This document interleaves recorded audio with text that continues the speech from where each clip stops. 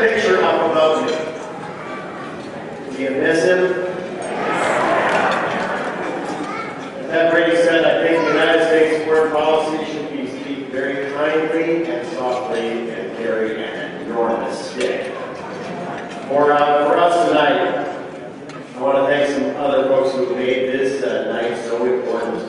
Our dinner chairs, Mike Morgan and Adam Andrzejewski, please stand up. Okay?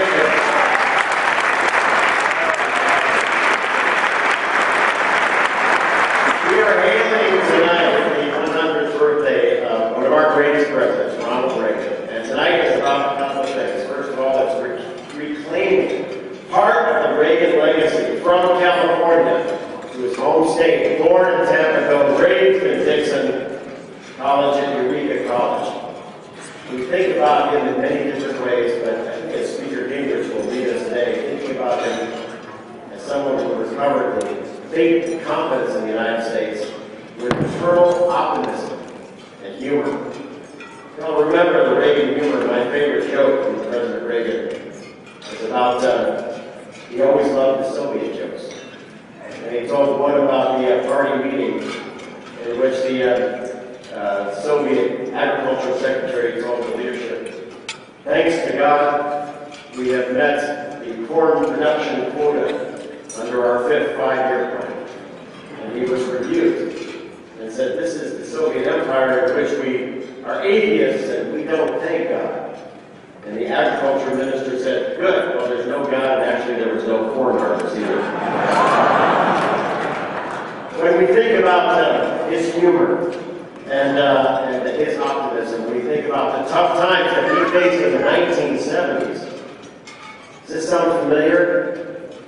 A tough economy, a crisis abroad, and a growing lack of confidence in the United States overseas. It was the world that Ronald Reagan faced, and he taught us a lesson that we weren't living in the wrong country. We just had some of the wrong leaders. That America is an exceptional nation.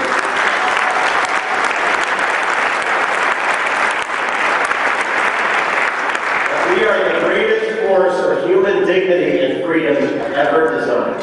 That our men and women who join the armed forces are one of the few that don't pledge allegiance to a territory or to a leader. They pledge allegiance to a set of values under the United States Constitution. I want to take a moment here to ask for every man and woman here who served in uniform in the United States military, please stand and be recognized.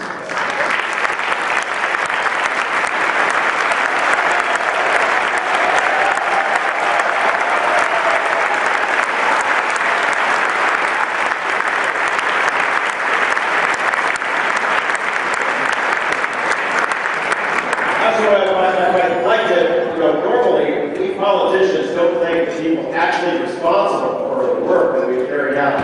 And there's one person in particular that I want to thank in public. She's just been engaged to be married. Her name is Barrett Ketzinger. And if she can come forward, I've got a bottle of Dom Perignon. There's my sister would say Dom Perignon. Barrett, come forward. I'm hoping that this will fuel your bachelorette party. A round of applause for Barrett.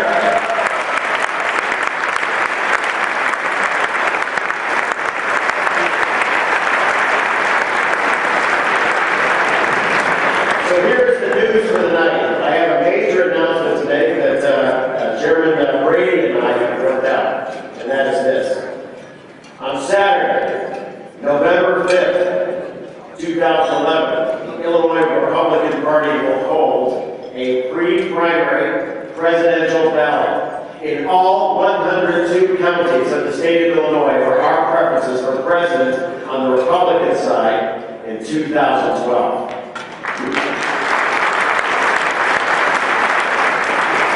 We are going to hold this with a $25 donation to the Illinois Republican primary to be administered by each county chairman to put us in play, as well as the people of Iowa and New Hampshire, to make sure that your voice is heard, oh yes, and to raise resources to make sure that we win key races for the Congress and local races in the state of Illinois.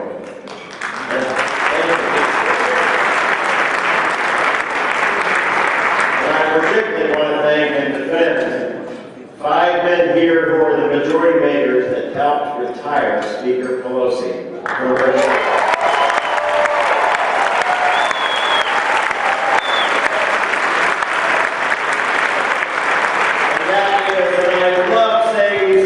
Congressman Robert Gold, Congressman Randy Hogan, Congressman Joe Long, and Congressman Monty Schilling. Thank you.